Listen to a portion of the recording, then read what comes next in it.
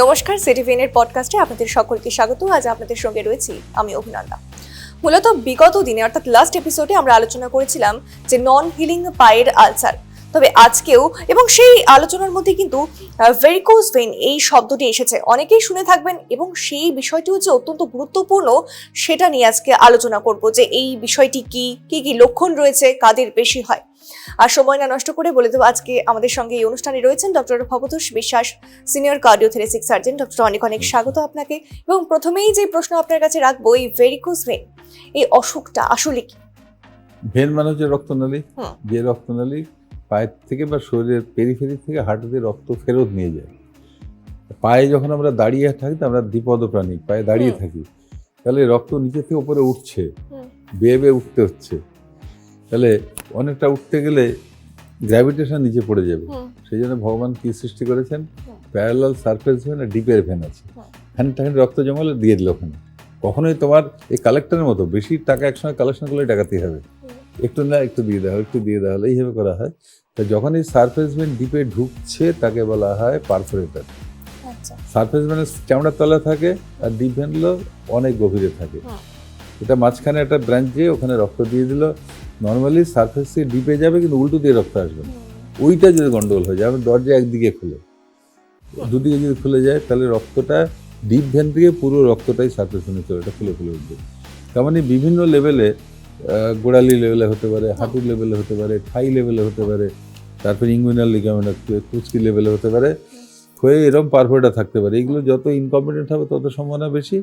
আর যখন কুচকি লেভেলে গেলাম, ফাইনালি এই ভেনটা যে আস্তে আস্তে আস্তে আস্তে মোটা হতে থাকে, এর নাম হচ্ছে গ্রেট স্যাফেনাস ভেন। আরেকটি ভেন পেছন থেকে আসে, তার নাম হচ্ছে স্মল স্যাফেনাস ভেন। সেটা হাঁটুর পেছনে যে বড় ভেনে মিশে যায়, ছোট নদী ওখানে শেষ হয়ে গেল। একটা লম্বা নদী হাঁটুর সামনে, পায়ের সামনের থেকে শুরু করে হাঁটুর সামনে দিয়ে থাই দিয়ে একদম ফিমোরাল ভেন কুচকির ওখানে যে মিশে গেল। তো যখন এই ভেনগুলো ডিপ ভেনে মিশছে, তখন ভাল্ব থাকে দরজা, তার নাম হচ্ছে ওই ওখানে স্যাফেনো ফিমোরাল ভাল্ব, ওটা হচ্ছে স্যাফেনো পপিটিয়াল ভাল্ব হাঁটুরটা। এই ভেনগুলো ইনকম্পিটেন্ট হয়, উল্টো দিকে রক্ত আসে, তাহলে কলম অফ ব্লাড যখন দাঁড়াবো নিচে নেমে আসবে, ভেনগুলো ফুলে ফুলে উঠবে, ফুলে উঠলে মাঝে ফেটে যাবে ভেতরে। এই ফোলার যে চাপ যখন পড়ছে, বেলুন ফুলে উঠেই টিস্যুতেই রক্ত জমে থাকবে, তার ফলে ভেতরে একটা ঘা হবে, অসুবিধা হবে। এই যে ফুলে ওঠার ভাবটা কি বলা হয় ভেরিকোজ। মানে এটা কি লক্ষণ বা কি প্রাথমিক লক্ষণ রয়েছে? প্রাথমিক লক্ষণে পাগুলো ফুলে ফুলে উঠবে। ধরো যারা দাঁড়িয়ে কাজ করে অনেকক্ষণ, আগে যাচ্ছিল দিনের শেষে দেখালো মোজাটা টাইট হয়ে বসে যাচ্ছে। এটা অনেকেই দেখতে পাবেন যে মোজা টাইট হয়ে। তারপরে একসময় দেখা গেল যে পায়ের শিরাগুলো দেখা যাচ্ছে কিন্তু বেশ প্রমিনেন্ট, আরো কিছু দেখা গেলো আরো মোটা মোটা, দড়ির মতো, সামনে পেছনে দড়ির মতো। তারপরে একদিন ঠিক তিনি হয়তো রাত্রে ঘুমিয়ে সকাল ঘুমিয়ে গেলে দেখা গেলো কয়েক ফোঁটা রক্ত রয়েছে। তারপরে দেখা গেলো পায়ের বিশেষভাবে গোড়ালি নিচের পাশটা, ওখানে ব্যথা হচ্ছে, ফুলে উঠেছে, রক্ত পড়ছে। তাহলে একটা প্রেজেন্টেশন হয় ব্লিডিং নিয়ে, ব্লিডিং অফ ভেরিকোজ ভেন। দ্বিতীয় হতে পারে একটা ঘা হলো, ফুলে গেল, ব্যথা হলো, থ্রম্বোফ্লেবাইটিস বলি আমরা। তারপরে একটা সেই ফুলে উঠলো, এবার ডপলার করলে দেখা যায় ব্লাড রক্ত জমাট বেঁধে আছে, তাকে বলে ডিপ ভেন থ্রম্বোসিস। তো ভেনের ভেতরে রক্ত ফুলে উঠবে, অথবা ভেন ফেটে যে বাইরে রক্ত বেরোবে, অথবা সাংঘাতিক ব্যথা, ফুলে ওঠা, জ্বর, এগুলো হবে। এই নানাভাবে এই জিনিসগুলো সামনে আসতে পারে। তো যাদের হবে আপনারা এই জিনিসগুলো বুঝতে পারবেন যে হঠাৎ দেখা গেল পাটা ফুলে উঠছে, দড়ির মতো ফুলে উঠছে। তারপরে এরকম যদি হয়, কাদের বেশি হবে? যারা বেশিক্ষণ দাঁড়িয়ে থাকেন প্রফেশনাল কারণে, অথবা প্রেশার বাড়লো ডিউরিং প্রেগনেন্সি। প্রেগনেন্সি অনেকেরই ভেরিকোজ হয়, কিন্তু সেলফ ইমিউনিটি কমে যায়। প্রেগনেন্সি বলা হয় না একটু এক্সারসাইজ করা, বডি ফিট করা, ওজন কমে করতে হয়, কারণ সবকিছু স্ট্রেসড হয়ে যায়। তাছাড়া আর কাদের মধ্যে দেখা যায়? আর তারপরে যারা লং স্ট্যান্ডিং দাঁড়িয়ে থাকেন তাদের হয়, যারা ওবিস তাদের হয়, মহিলাদের কথা বললামই। এদের সাধারণত ভেরিকোজ ভেন হয়। মোস্টলি যারা কর্মের প্রয়োজনে প্রফেশনে দাঁড়িয়ে থাকতে বাধ্য হন, লং আওয়ার্স, যে কথা বারে বলেছি, তিনি বাস কন্ডাক্টর হতে পারেন, তিনি হচ্ছেন সেলসম্যান, ইনক্লুডিং বাড়ির গৃহবধূ, যারা সারাক্ষণ দাঁড়িয়ে কাজ করে, তাদের কাজের শেষ নেই, সবই তাদের কাজ, কোনো জব ডেসক্রিপশন নেই। সুতরাং এই সমস্ত কাজ যাদের দীর্ঘক্ষণ করতে হয়, দীর্ঘক্ষণ দাঁড়িয়ে থাকতে হয়, more so if they are obese, if they are tall, তাহলে সেক্ষেত্রে ভেনাস প্রেশার বাড়ে, ভেনগুলো ফুলে ওঠে। যদি সময় মতো বোঝা যায়, তাহলে দাঁড়ানোটা কমিয়ে দেয়া, গোড়ালির তলে বালিশ রাখা, তারপর ক্রেপ ব্যান্ডেজ পেঁচিয়ে রাখা অথবা ইলাস্টিক স্টকিং, টাইট মোজা পরা, এবং যে কারণে হয়েছে, যেমন ধরে নেওয়া যাক লং স্ট্রেন দাঁড়িয়ে থাকার কারণে সেগুলো কমাতে হবে। তো এইগুলো কমালে সাধারণত ভেরিকোজ ভেন কন্ট্রোলে রাখা যায়।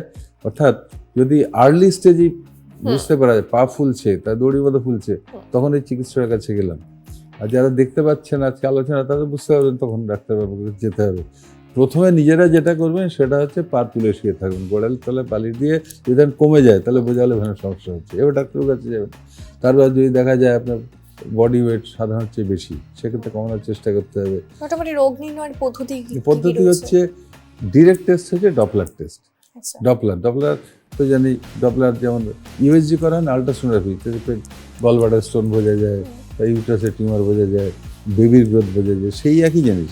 সেটা দিয়ে এই ভেনের রক্তনালী, তার ভেতরে রক্তের ফ্লো বোঝায়, রক্তনালী কি আছে, কোন দিকে যাচ্ছে। ডপলারই হচ্ছে সবচেয়ে ইম্পর্টেন্ট সহজ পদ্ধতি।